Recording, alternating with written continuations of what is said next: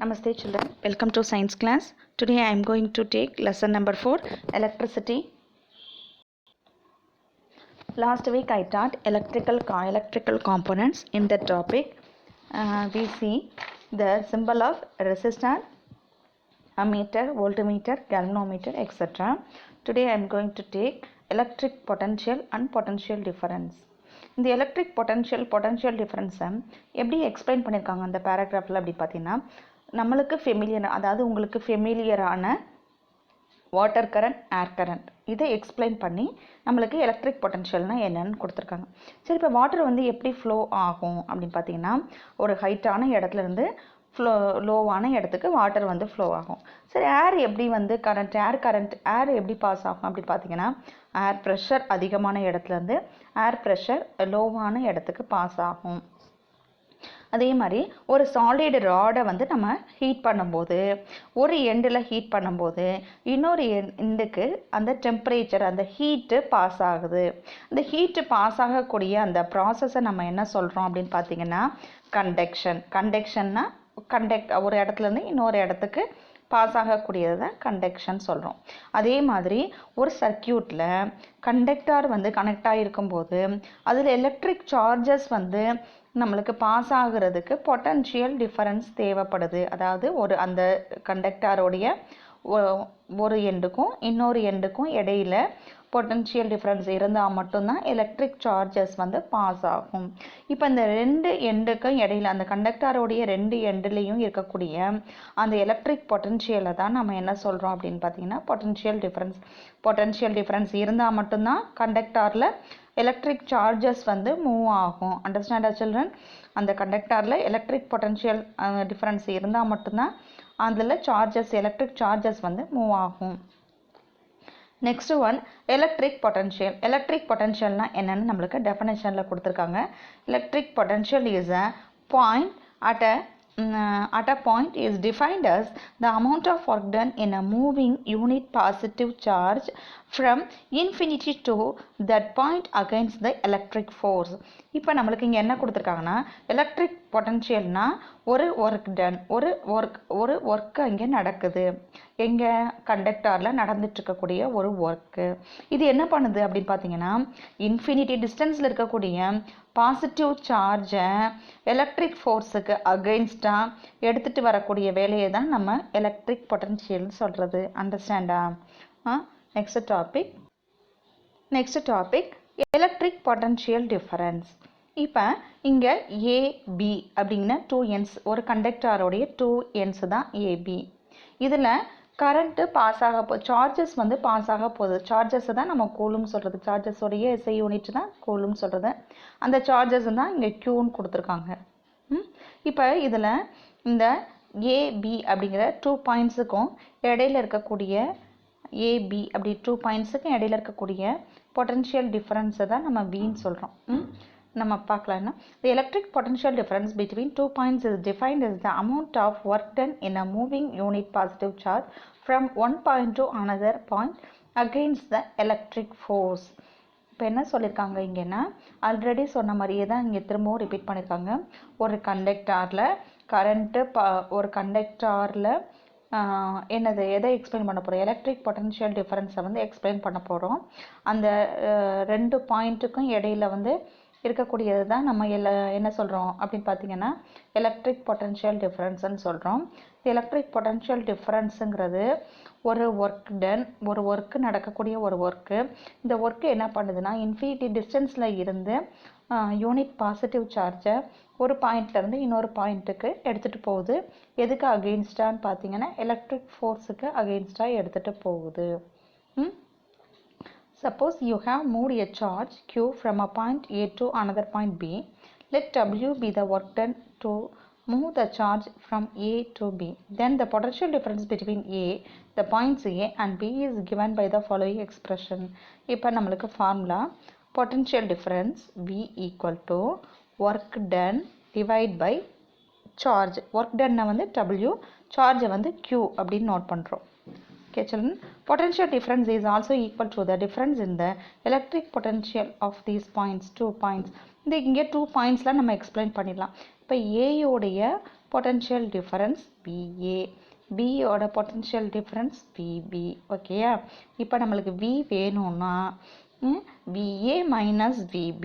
VA கிரேட்டராக இருந்தால் VA first right பண்ணணும், இல்லை VB கிரேட்டராக இருந்தால் செகண்ட் ஃபார்முலா VB ரைட் பண்ணணும். ஓகேயா? VB ரைட் பண்ணணும்.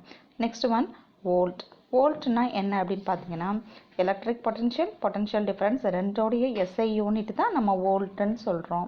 இந்த வோல்ட்டுக்கு எப்படி நம்ம எக்ஸ்ப்ளனேஷன் கொடுத்துருக்காங்கன்னா the potential difference between 2 points is 1 volt if 1 joule of work is done in moving 1 coulomb of charge from one point to another against the electric force. இப்போ இங்கே கொடுத்துருக்கக்கூடிய ஃபார்முலா பார்த்தீங்கன்னா 1 volt equal to 1 joule divide by 1 coulomb. இப்போ இந்த ரெண்டு ஃபார்முலாவையும் நம்ம இங்கே இருக்கக்கூடிய இந்த ஃபார்முலாவையும் மேலே இருக்கக்கூடிய இந்த ஃபார்முலாவையும் நம்ம என்ன பண்ணலாம், கம்பைன் பண்ணி ஈஸியாக ரைட் பண்ணலாம். Potential difference V equal to W divide by Qங்கிறது இந்த first formula.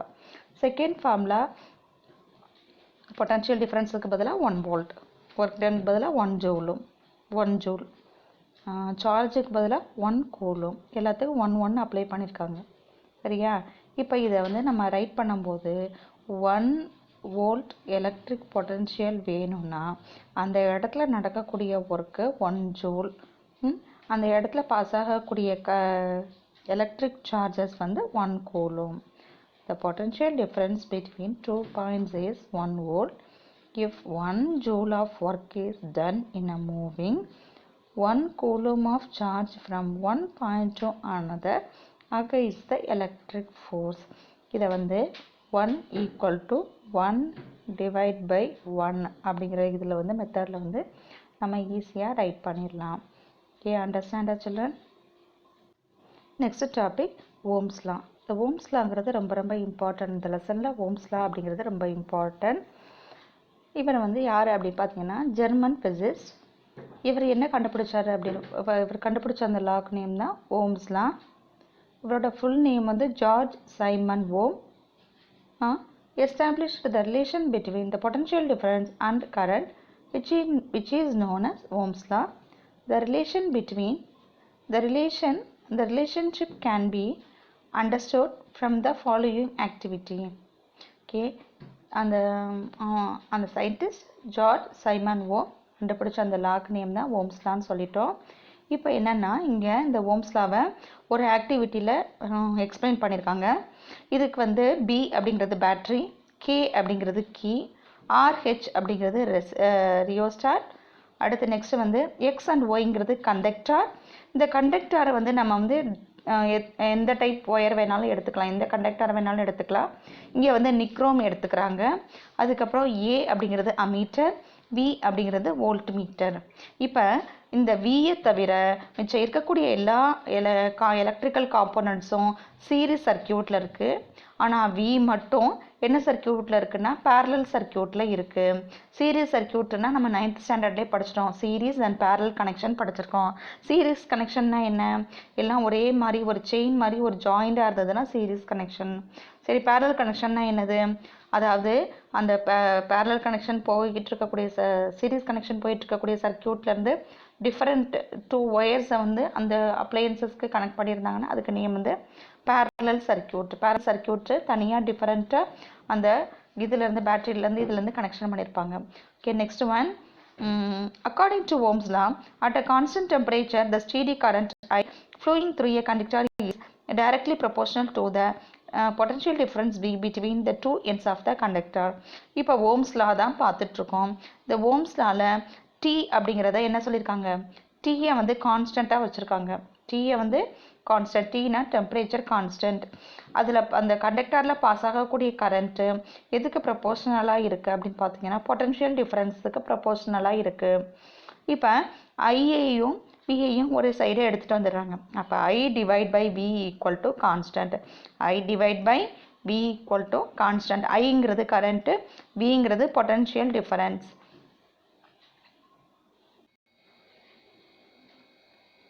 I divide by V equal to constant.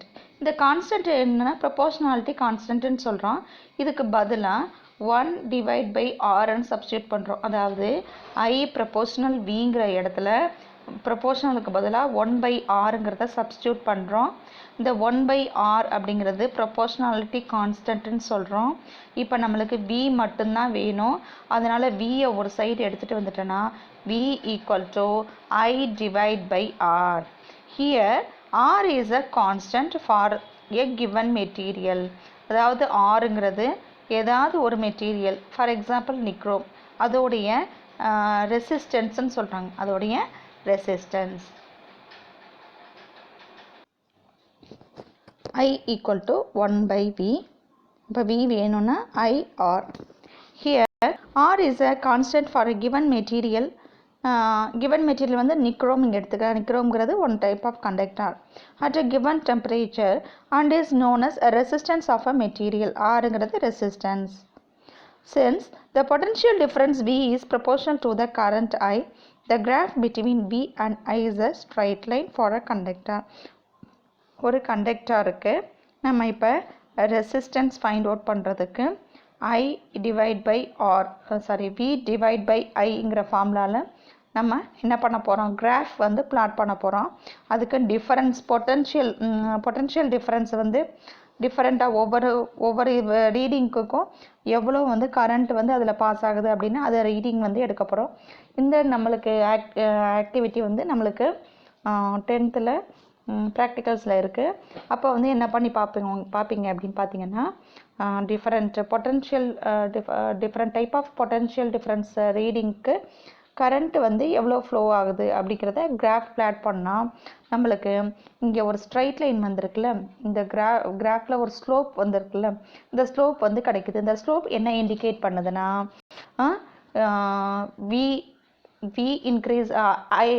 V increase ஆகும்போது கரண்ட்டும் இதாகுது. ரெண்டுமே கான்ஸ்டன்ட். V டிவைட் பை ஐங்கிறது கான்ஸ்டன்ட் அப்படிங்கிறத நம்மளுக்கு தெரிஞ்சுக்கலாம். Okay, thank you children.